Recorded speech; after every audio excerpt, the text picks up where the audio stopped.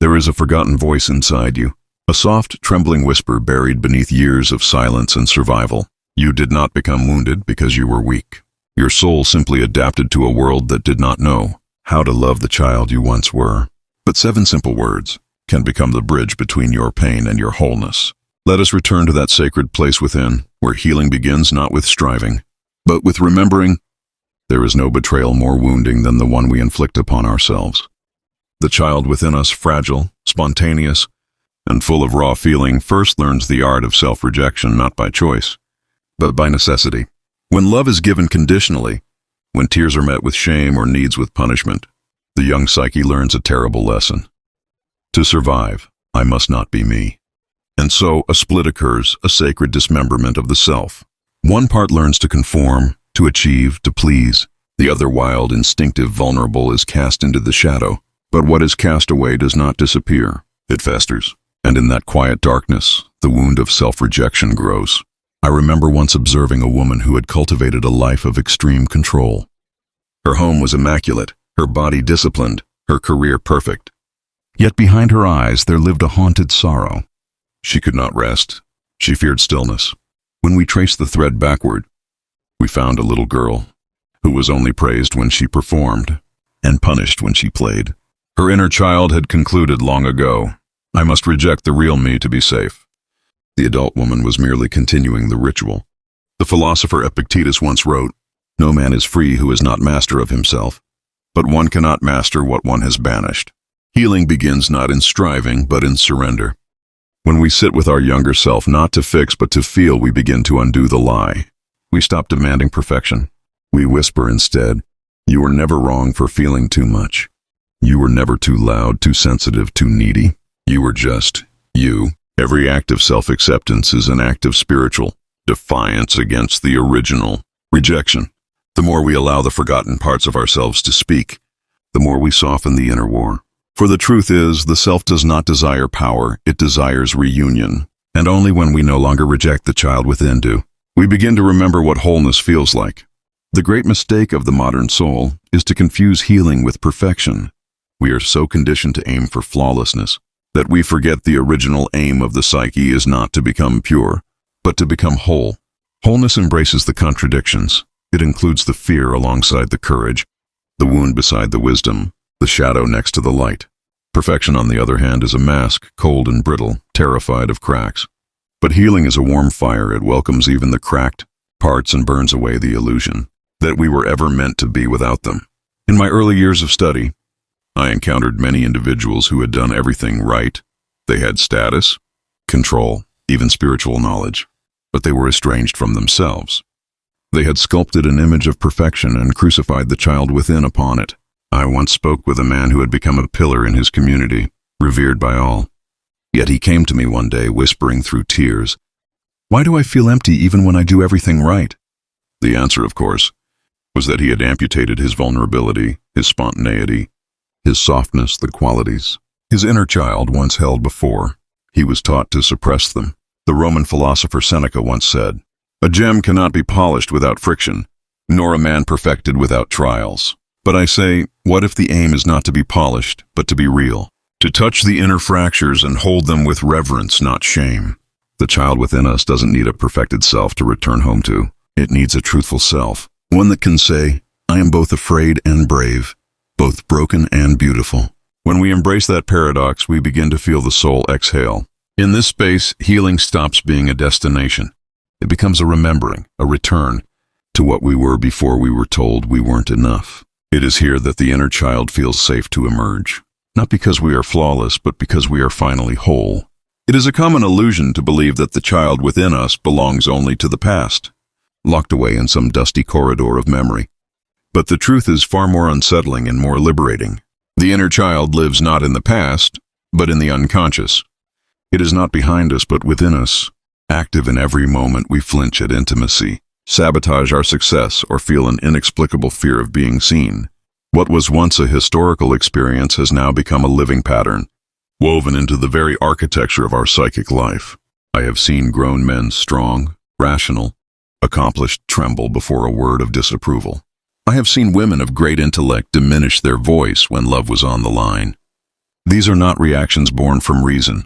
They are echoes of a child who still waits for the safety that never came. Not in the past, but in the very now. The unconscious does not deal in chronology. It lives symbolically. It remembers emotionally. The wound is not remembered as an event. It is lived as a response. In my own analysis, I once dreamed of a boy lost beneath the earth, knocking gently from under the floorboards of a room I could not leave. I thought it a memory at first, but over time I understood it was my inner child, exiled to the unconscious, not because he belonged to the past, but because I had refused to hear him. He did not age as I aged. He waited timeless, silent, unchanging until I stopped seeking him in the pages of biography and began to look for him in the shadows of my reactions. Plato once said, "The soul takes nothing with her to the other world but her education and her nurture."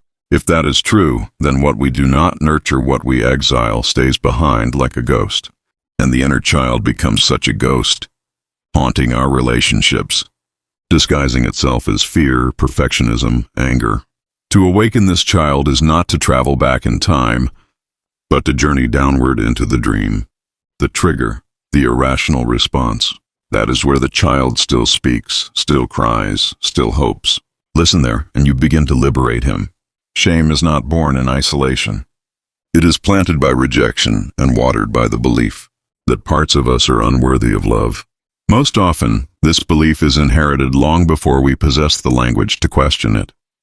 The child absorbs shame like a sponge, not because it understands wrongdoing, but because it interprets neglect, punishment, or emotional abandonment as evidence of defectiveness, and this early conclusion that something is wrong with me becomes a silent commandment by which we unconsciously live. But there is a truth deeper than shame, one so simple that the intellect resists it. Only unconditional acceptance can unwind this curse. Not self-improvement, not moral striving, not penance. Shame cannot be healed by achievement. It is only dissolved by being seen and loved without condition. When I once guided a patient who, as a child, was scolded for crying, he had become a man who mocked softness in others and in himself. He believed tears made him weak, and no amount of success could erase his private disgust. But when he dared to feel grief in my presence, and it was met not with correction but with presence, something ancient within him began to thaw. It was not advice that healed him, but acceptance. And it was then he realized it was never his feelings that were the problem, but the exile of those feelings. As Meister Eckhart once wrote, "The soul grows not by addition but by subtraction." We do not need to add worthiness to ourselves. We need only subtract the belief that we were ever unworthy. That subtraction begins the moment we say to ourselves, even this especially, this is allowed. When we say those 7 simple words, "I accept all of myself right now," we do not speak them to affirm perfection, we speak them to dissolve the illusion that we must earn belonging. It is not a mantra of indulgence, but a key that unlocks the inner prison built by shame. Once the child within feels safe to exist, not in fragments but whole, the cycle is broken. And in that wholeness, we begin finally to become real. There is a subtle violence in the impulse to fix ourselves. Though it wears the mask of virtue, self-improvement, discipline, healing, it often conceals a deeper rejection. We do not seek to fix what we love unconditionally. The very urge to repair the inner child presumes that the child is broken. But the child within is not a problem to solve, it is a presence to be honored. In my practice, I have seen again and again how those who relentlessly strive for perfection carry a silent ghost beside them. A forgotten child whose only crime was needing too much, feeling too deeply, or simply existing at the wrong moment. This child was not met with presence, but with impatience. And now, as adults, they recreate that impatience within. Every spiritual book consumed, every self-help program, every meditation technique, they become tools not of care, but of avoidance. They bypass the wound rather than meet it. True healing begins when we sit beside the child within and say, "You don't need to be different to be worthy of my attention." As Plotinus wrote, "Withdraw into yourself and look, and if you do not find yourself beautiful yet, act as does the creator of a statue, cut away all that is excessive." But that cutting is not to destroy the child. It is to remove the layers of protection that obscure its voice. I recall one woman who always tried to improve her anxiety, to silence it. But the anxiety only screamed louder. Only when she stopped resisting and instead sat quietly in presence, placing her hand on her heart and listening, did the anxiety begin to transform.